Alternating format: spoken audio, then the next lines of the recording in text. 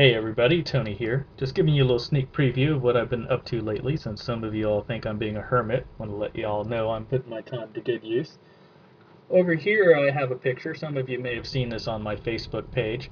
It's what I call a gas coupe spiral, and it's an important part of a heat exchanger I designed for this little engine project I work on.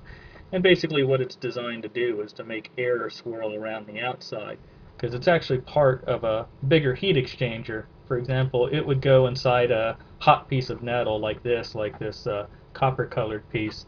And what these tubes do is they slide down in a hole so that all the air trying to go from this side to this side has to go in a long spiral path, which gives it more surface area and more time for the heat to get from the heat exchanger into the gas.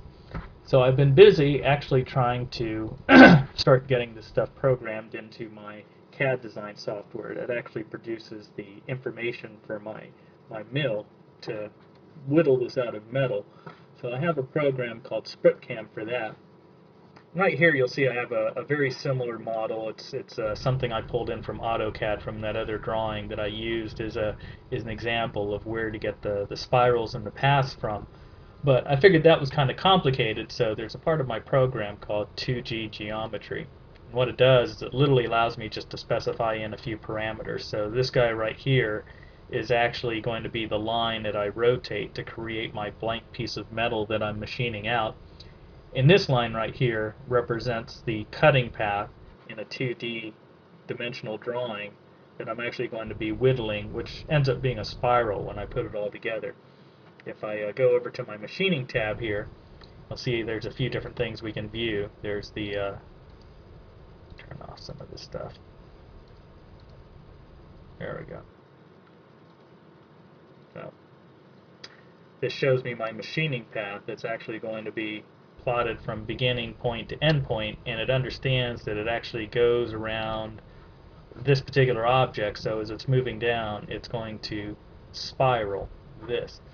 So I've already done all the work of actually getting this program and laid down and all the parameters set. If I go into the simulation mode, if I zoom out, you can actually see, some of you familiar with my mill, here's a little computer representation of my mill. Here's the moving head part.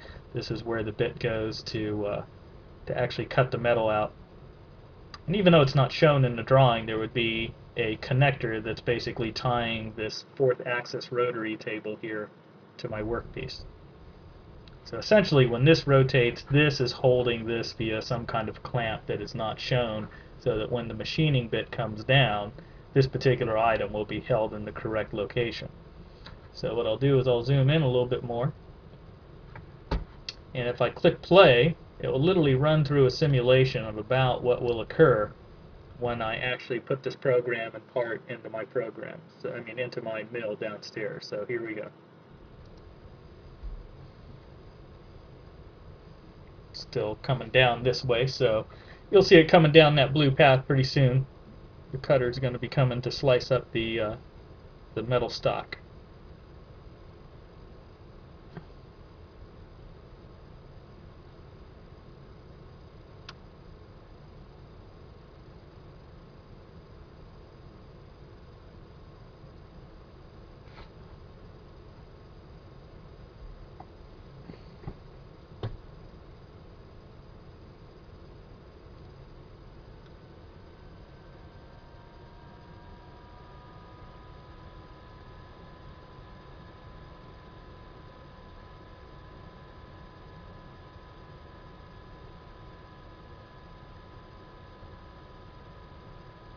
It's actually a rapid speed I can put in there. I need to speed that up so it actually moves my machine at the correct speed.